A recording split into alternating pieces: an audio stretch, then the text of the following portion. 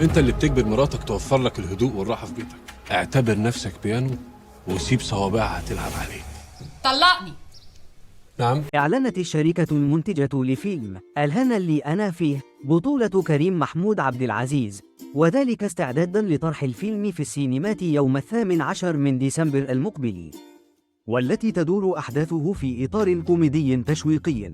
وتدور قصة فيلم الهنا اللي أنا فيه في إطار كوميدي حول الدكتور أحمد الذي يعمل بلوجر على مواقع التواصل الاجتماعي، ويعطي نصائح لمتابعيه لحياة زوجية سعيدة وبناء الشخصية.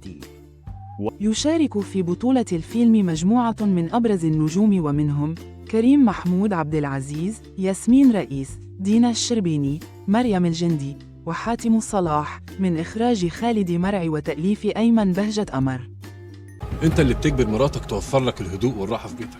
اعتبر نفسك بيانو وسيب صوابعها تلعب عليه. طلقني. نعم. ازاي تكون شخصيه قويه؟ وسيبكم تفكروا كلامي كل مساعد ده مع دكتور احمد كريم. لا يا احمد، انا عايزه اتطلق عشان انت مش فاضيلي، مش واخد بالك مني، مش عارف طلباتي ايه. انت اتطلقتي؟ اهو. مبروك. هيوافق، الحيوان اللي جواه هينتصر. العريس اهو.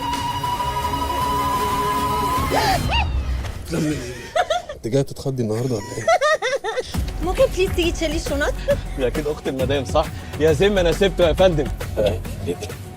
هو حضرتك جوزها؟ اه. ودي العروسه؟ ايوه مظبوط. يا ابن الايه؟ اتنين يا دكتور، علي وحسين.